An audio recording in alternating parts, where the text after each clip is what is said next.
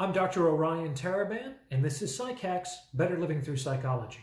And the topic of today's short talk is Persona 5 and confidants. So this is another dive into pop psychology, again with the fantastic RPG Persona 5. This game does so many things right. And in this episode, I'd like to talk about how the game functionally lays down a blueprint on how to make friends. And this is something that I talk to my clients about every single week. The fact of the matter is that the older you get, on some level, the harder it becomes to make new friends. It's not like high school or college, when people are just hanging out and you can make spontaneous plans. In adulthood, people have jobs, people have families and relationships. They're a bit more wary of folks, and in many cases, they already have friends and family. So they're often not in the market to form new friendships, which, as we'll see, can be time and energy consuming. So it's hard to make new friends as an adult. But Persona 5 lays out a pretty solid template for how to do so. First of all, it's important to understand that to make a friend, you have to spend time with them. And in the game, as in life, time is the most precious resource you have. Obviously, if you spend time with one person, the opportunity cost is that you don't get a chance to spend that time with anyone else, which means that you deepen relationships to a certain extent at the expense of all other relationships you have or might have. So you have to spend time with people. And this time will generally be spread out over months, if not years. It's really not possible to become close friends with someone in less time. So pace yourself for the long haul. Now, just like in the game, everyone starts as an acquaintance. Classmate, a person in your community, a chance encounter, etc. And you begin the path toward friendship when you take the first step to invite an acquaintance to a one-on-one interaction. That's the first step. And usually that interaction revolves around an activity. Like with Ryuji, it's training. You run or go to the gym. With Yusuke, it's art. You go to a museum or to an inspirational location. So that's another thing to keep in mind. You can't expect every acquaintance to enjoy every activity. In the beginning, the burgeoning friendship is based around a shared interest, and this becomes the common ground on which your relationship is based.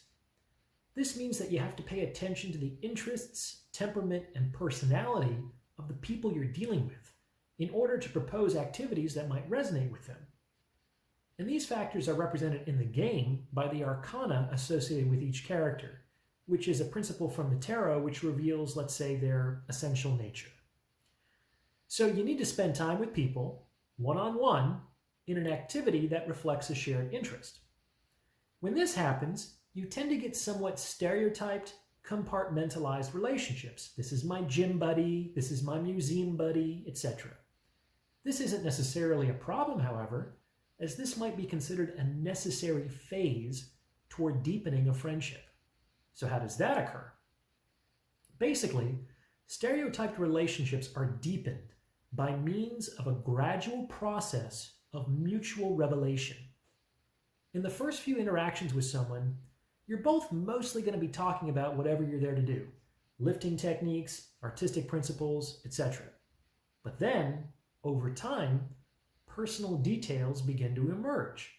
People start to talk about things beyond the present activity, things that are going on at home in their personal lives, or things that happened in their past.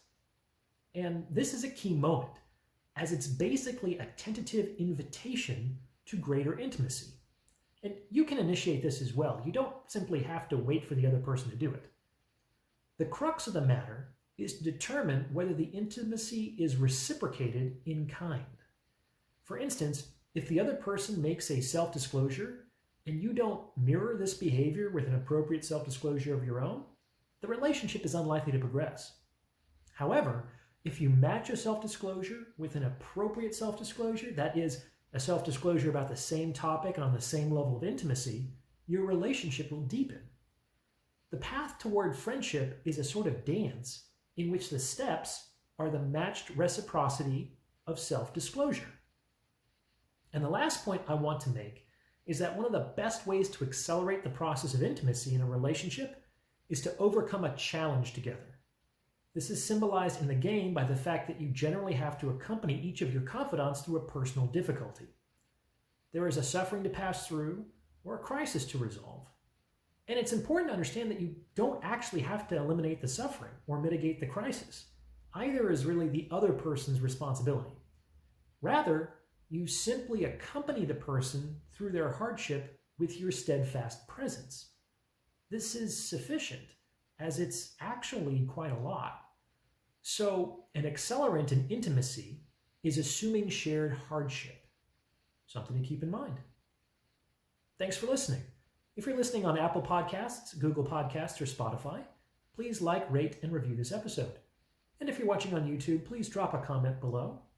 Finally, if you'd like to schedule a consultation, you can reach me at psychackspodcast@gmail.com.